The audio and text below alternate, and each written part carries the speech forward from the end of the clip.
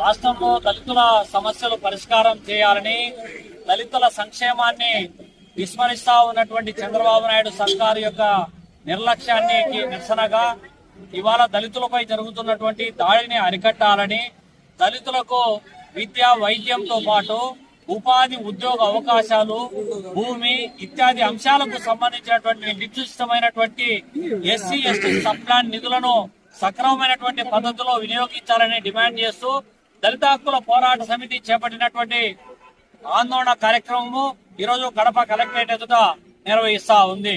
ఈ సందర్భంగా ఎన్నికల ముందు చంద్రబాబు నాయుడు ప్రభుత్వం, ఎన్డీఏ కూటమి ప్రభుత్వం ఏదైతే చెప్పిందో, మేము అధికారంలోకి రాగానే ఎస్సీల అభ్యున్నతి కోసం కృషి చేస్తామని, ఎస్సీలకు అన్ని విధాలా ఆదుకునేటువంటి సంక్షేమానికి పెద్దపీట వేస్తామని చెప్పినటువంటి ప్రభుత్వము ఎస్సీలకు సంబంధించినటువంటి ఎస్సీ ఎస్టీ కార్పొరేషన్లు, ఏకంగా బీసీ కార్పొరేషన్లు కులాల వారీగా విభజించి ఆ రంగాలకు సంబంధించినటువంటి నిధుల కేటాయింపులో తీవ్రమైనటువంటి నిర్లక్ష్యం చేయడమే కాకుండా ఎస్సీ ఎస్టీ సబ్ ప్లాన్ నిధులను కూడా దారి మళ్లించేటటువంటి దౌర్భాగ్య స్థితి నెలకొంటున్నటువంటి నేపథ్యంలో సంవత్సరాల తరబడి ఎస్సీ ఎస్టీలు వ్యక్తిగత రుణాల కోసం దరఖాస్తు చేసుకుంటే ఇప్పటికి కూడా పరిశీలన చేయనటువంటి దౌర్భాగ్య స్థితి.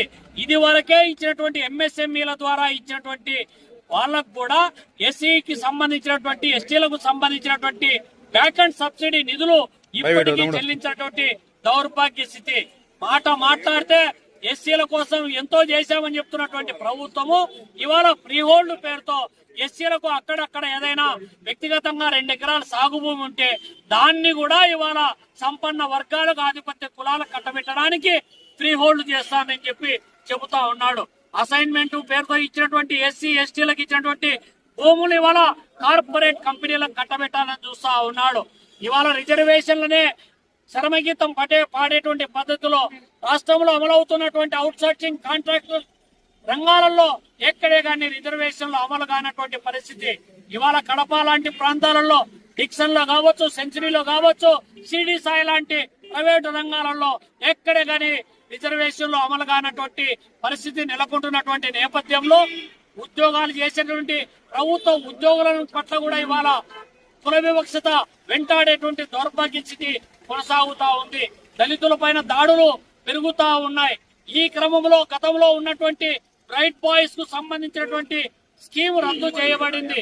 ఈ చొప్పున లెక్కేసుకుంటా పోతే ఏ రంగం కూడా ఎస్సీలకు సంబంధించినటువంటి జనాభా నిష్పత్తిన వాళ్లకు రావాల్సినటువంటి హక్కులు, అవకాశాలు కల్పించడంలో